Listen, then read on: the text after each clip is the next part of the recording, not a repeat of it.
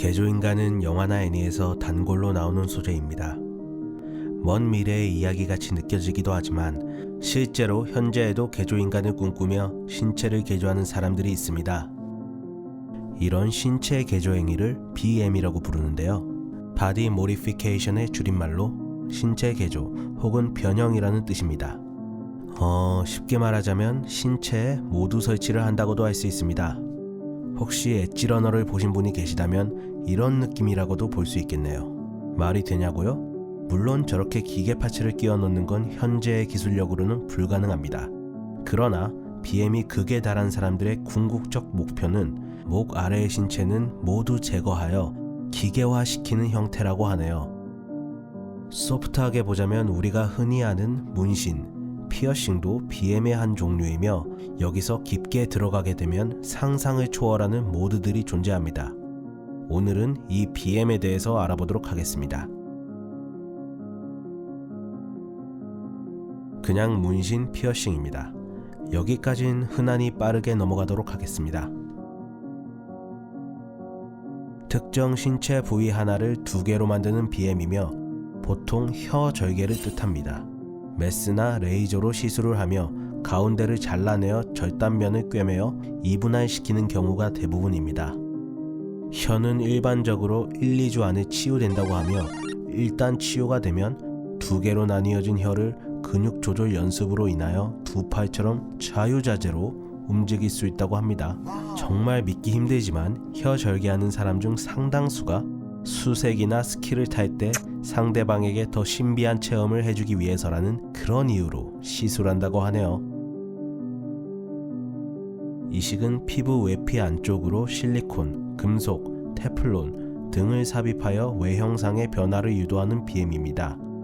주로 가슴, 쇄골, 팔, 다리, 안구, 안면, 갈비뼈, 심지어 그곳에도 시술을 한다고 하네요. 이식은 다른 종류의 BM에 비해 위험성이 크다고도 알려져 있습니다. 피부를 절개한 후 시술하는 BM의 특성상 시술 과정에서 감염에 의한 위험도 크고 시술 장소 또한 완전 멸균 상태여야 안전하기 때문입니다. 그러나 보통 이런 시술은 공식적인 의료 훈련을 받지 않은 사람들이 아무 데서나 그냥 야매로 시술을 하기 때문에 항상 감염에 노출되어 있다고 합니다. 스컬리피케이션은 아프리카 원시족부터 내려져 온 가장 유구한 역사를 지닌 BM 중 하나입니다. 단순 칼로 몸에 무늬를 새기는 커팅 작업부터 가열한 금속으로 피부에 지져서 낙인처럼 새기기, 피부를 커팅한 후 상처에 잉크를 문질러서 상처를 새기기 등이 있습니다. BM에 중독되거나 심취한 사람들이 하는 퍼포먼스와도 같은 서스펜션은 주로 갈고리에 신체를 꿰어 들어 올리거나 어딘가에 매달아두는 행위를 말합니다. 다른 BM에 비해 과격하며 행위가 길어질수록 과다출혈로 인한 쇼크가 일어날 수 있으므로 항상 의료팀과 앰뷸런스를 대기시켜야 한다고도 합니다. 여기부터는 익스트림 BM이라고 불리며 일반적인 BM을 넘어선 과격한 신체 훼손이 동반됩니다. 익스트림 BM을 거친 모더들은 그들 사이에서 영웅시되는 문화까지 있다고 하네요. 지금부터는 일반인들이 이해하기 힘든 시면의 구간입니다. 시청 주의 바랍니다. 신체 절단입니다. 절개의 심화 과정이기도 하며 이 경우 높은 확률로 BIID일 수 있습니다. 절단으로 인해 성적 흥분까지 느낀다면 아포템노필리아나 아크로토모필리아일 확률이 높습니다. 당연히 이런 시술을 공식적으로 해주는 곳은 존재하지 않습니다. 있더라 하더라도 불법이겠죠. 그래서 스스로 절단하는 사람들이 많다고 하는데요. 톱이나 총을 이용하기도 하며 일부는 심지어 기차 선로를 이용하기도 한다고 합니다.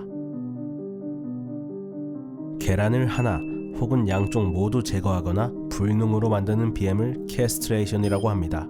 페넥토미는 꽈리고추의 일부 혹은 전체를 절개하는 BM입니다. 페넥토미를 실시하는 사람 대부분이 이미 캐스트레이션을 진행한 사람들이라고 하네요. 이 상태에서 꽈리고추를 제거하면 남자도 여자도 아닌 모호한 상태가 되지만 성욕을 잃지는 않는다고 합니다. 이렇게 꽈리고추를 제거한 남자들을 널로 혹은 스무디라고 부른다고 하네요. 유명한 널로루는 일본의 요리사 스기야마 아오이가 있으며 2012년에 자신의 꽈리고추를 절개한 후 요리로 손님들에게 내놓아서 화제가 된 적이 있습니다. 그리고 BM계에서 이런 시술을 하는 사람들을 커터라고 부르는데요. 네, 이쯤 되면 이 커터들도 일반적인 사람들이 아닙니다. 커터들은 신체 파트를 수집하는 콜렉터가 대부분인데 이 콜렉터들을 트로피 헌터라고 부릅니다. 트로피 헌터는 꽈리고추와 계란을 수집하는 농업인들이 대부분이라고 하네요. 이런 익스트림 BM 시술은 당연히 일반적으로는 금지가 되어 있기 때문에 몰래 하거나 스스로 하는 경우가 많습니다.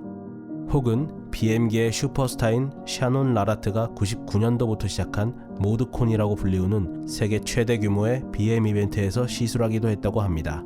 이 모드콘은 비공개로 행해지며 절단, 이식, 캐스트레이션 등 익스트림 BM을 시술받을 수 있다고 알려져 있습니다. 초대장을 받은 사람만이 참가할 수 있기 때문에 기본적으로 모드 설치가 이미 극에 달한 그런 모드들만 참가할 수 있다는 조건이 있다고 합니다. 그러나 주최자인 샤논 라라트가 2013년에 근육질환으로 사망하면서 모드콘의 소식은 찾아볼 수가 없습니다.